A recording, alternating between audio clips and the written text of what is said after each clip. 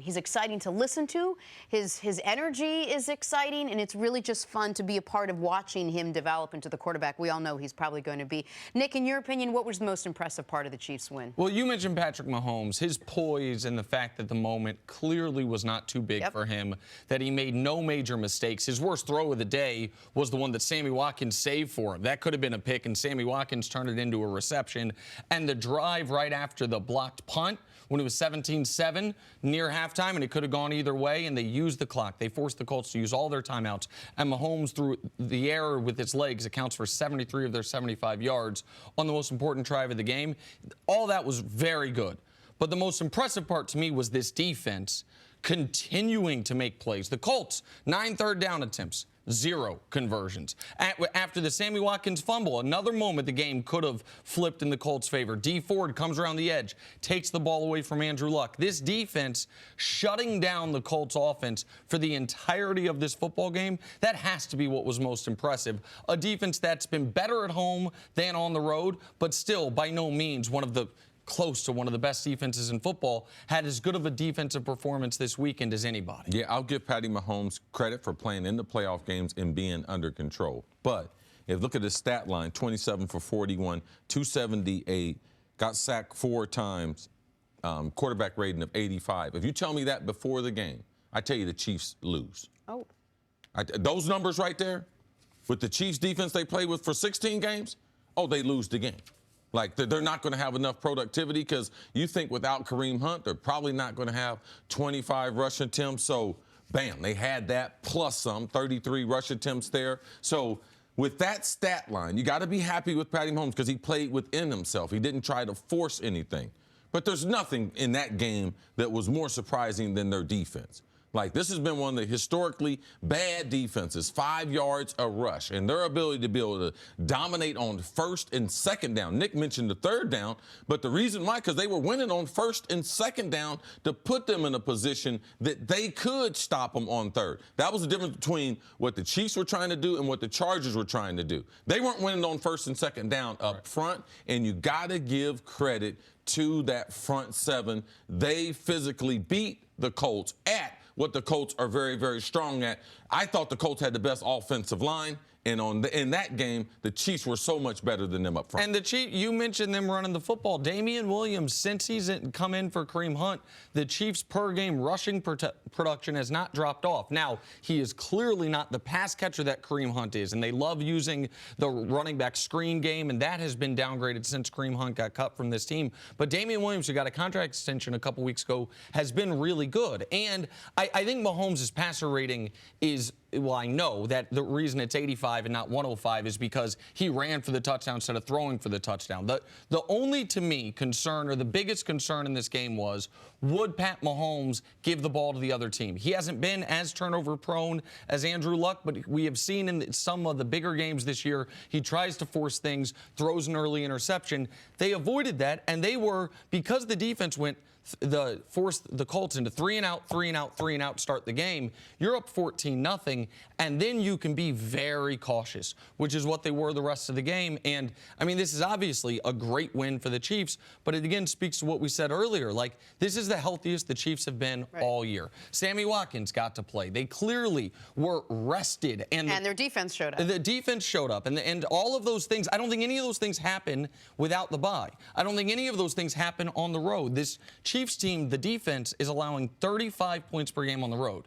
They haven't allowed a single 30-point game once at home. They're allowing 18 points per game at home. So the defense has been better at home throughout. It showed up big time on Saturday afternoon. All right, Chiefs beat the Colts, and for that they get the Patriots. CeCe, what was the key, do you think, for in the Rams win over the Cowboys?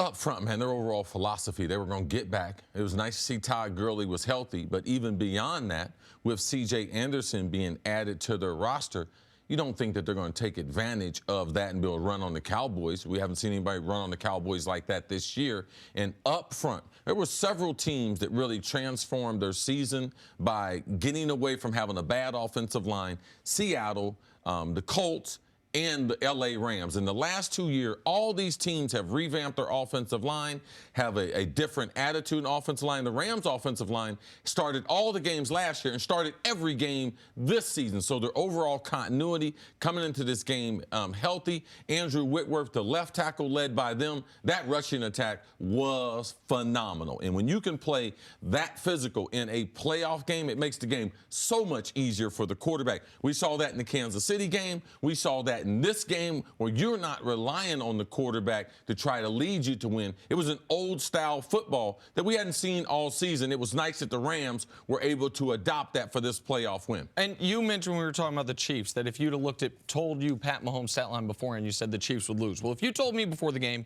Dak was going to throw for 266, no picks, a 99 rating, and Goff was going to throw for 180 and a 74 rating, I said, oh, this worked out perfectly for the Cowboys. They must have been getting pressure to Goff. They were no, they didn't. They didn't get pressure to Goff at all. I thought the one thing we knew was that against this bad Rams rush defense, Zeke would have a big day. Zeke got shut down. 20 carries for 47 yards, one big run the entire football game. And what the Rams were able to do to just amplify C's point, the Cowboys all year had allowed 4 guys to rush for 70 yards. That's amazing. The Rams had 2 guys in the first half go for 70 yards. C.J. Anderson, after the game, he had a funny quote. He said, listen, I'm just a fat kid finding the right hole to run through. But he was, another Gruden cast-off, by the way, he was enormous early in this football game to where they didn't have to use Todd Gurley that much, and they took control. And the Cowboys, we just showed the highlight, man, their identity, we're going to be tough, we're going to be physical, 4th and 1, run it right at them. That was an enormous play in that football game where the Rams got off the field and allowed them to extend that lead. We talked about how the only path to victory for the Cowboys was going to be short, Zeke runs, and then other things have to happen. It was just assumed that Zeke was going to get his carries and get his yardage, especially against this run defense. But I know you touched on it. What was it that really kept him from being able to be successful? You could see in the playoffs that the teams that had the bye, they did a great job of self-scouting themselves. What haven't they done well? What do they do well? And trying to come up with the game plan. All the teams that had the bye came up with a substantial game plan to be able to. You know something? I was not great at this. And the Rams, Ndamukong Suh in particular, was phenomenal in this game. And it won't be by stats. You have to watch the game. He changed the line of scrimmage. He destroyed the center and the guards, and then Aaron Donald when he could, because they had a heavy concentration of trying to double him. So interior-wise, they dominated the Cowboys. The Cowboys' offensive line, typically, we have not had question marks about them, but you left this game knowing that they had been, the physical part of the game, they had lost that to the Rams. So that was the best part of the Rams having the bye, Wade Phillips self-scouting themselves because they don't have great linebackers. So you would think that the Cowboys were going to run on them. They weren't because of that front took control. They took it upon themselves and said, the Cowboys are not going to run on us. And that was one of the themes with some of these bad defenses, especially run defense that we saw with the Rams and the Chiefs. The things that, even when the Cowboys weren't playing well early in the year, were most reliable about this team, Zeke's production and their front 7 defensively, are the 2 things that let them down in this game. Their front 7 couldn't stop the run and couldn't get any pressure whatsoever. Goff sacked 0 times, only hit once the entire game. We've talked about how he was the 28th ranked quarterback in the league when pressured. They couldn't get that pressure. They couldn't establish their line of scrimmage. And so if you'd have told me they were going to lose this game decisively, and they did, they were down 50, they were down 2 scores a lot of the game, I'd have said Dak didn't play well. Dak played fine. Dak played well enough to get another playoff win. The rest of the team did not do what they had been relying on them to do throughout the season.